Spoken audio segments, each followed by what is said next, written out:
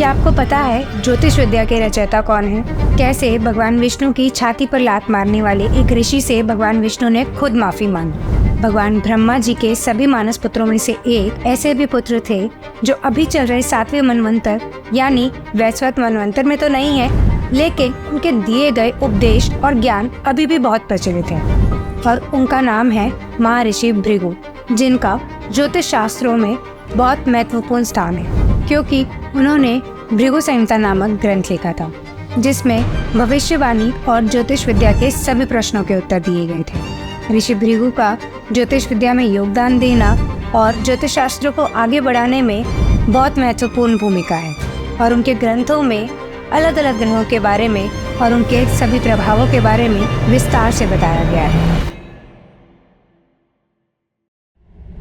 भगवत पुराण में एक पौराणिक कथा का वर्णन है, जिसमें सभी ऋषि एक महान यज्ञ के लिए सरस्वती नदी के तट पर एकत्रित हुए सभी ऋषि ये तय नहीं कर पा रहे थे कि भगवान ब्रह्मा, विष्णु और शिव में से कौन श्रेष्ठ है, जिसे उस यज्ञ का प्राप्तकर्ता बनाया जाए। और इसी समस्या का हल निकालने के लिए सभी ऋषियों ने महर्षि भृगु को ये कार्य सौंपे जाने पर ऋषि भृगु ने प्रत्येक त्रिमूर्ति की परीक्षा लेने का फैसला किया, और उन्होंने सबसे पहले सत्यलोक में भगवान ब्रह्मा से मुलाकात। उनकी परीक्षा लेने के लिए उन्होंने भगवान ब्रह्मा को साष्टांग प्रणाम करने से इनकार कर दिया, और ये देखकर भगवान ब्रह्मा क्रोधित हो गए और परीक्षा में विफल हो गए। फिर उसके बाद ऋषि भृगु भगवान शिव के स्थान कैलाश पहुँचे। भगवान शिव ऋषि भृगु को देखकर अपने पैरों पर खड़े हो गए और खुशी से उन्हें गले लगाने के लिए आगे बढ़े, पर ऋषि भृगु ने उन्हें सामाजिक परंपराओं और रीति रिवाजों को बदनाम करने वाला बताकर उन्हें ये इनकार कर दिया और उनसे गले नहीं मिले। ये देखकर भगवान शिव क्रोधित हो गए और अपने त्रिशूल से वार करने के लिए तैयार हो गए, और माँ पार्वती ने उन्हें ये कहकर शांत कराया कि ऋषि ब्राह्मण है और ऐसा करने से आप अपने ऊपर ब्रह्म हत्या का दोष ले लेंगे।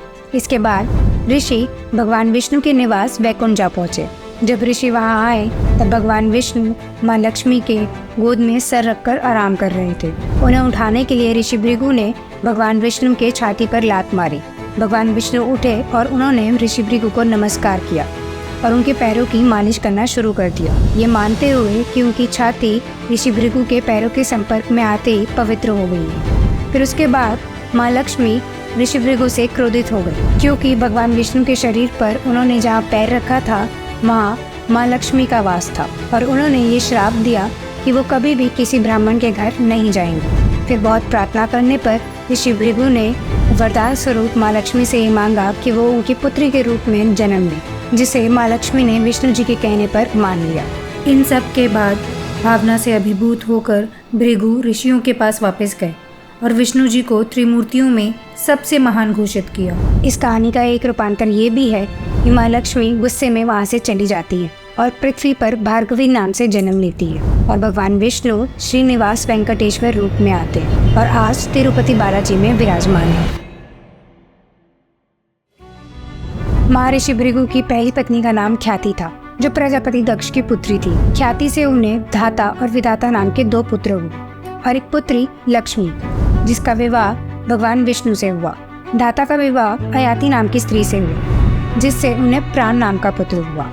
विधाता का विवाह नीति नाम की स्त्री से हुआ, जिससे मरिकंड का जन्म हुआ, और मरिकंड का पुत्र मरिकंडे, जिन्होंने अपनी उम्र रोक ली थी और यमराज से अपनी जान बचाई थी। मरिकंड के दूसरे पुत्र का नाम वैद्यश्री था।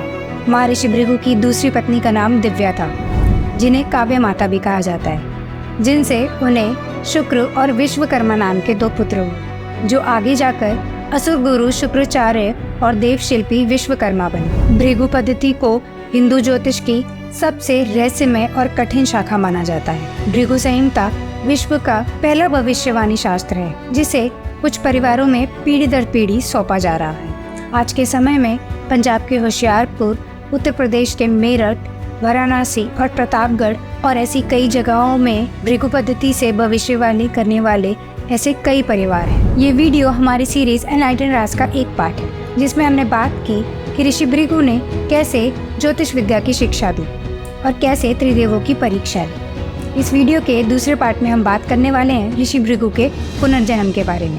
हमारे इस नए मिशन में हम आपका स्वागत करते हैं और ऐसे ही ज्ञान भरी और इंटरेस्टिंग वीडियोस देखने के लिए like and subscribe my channel.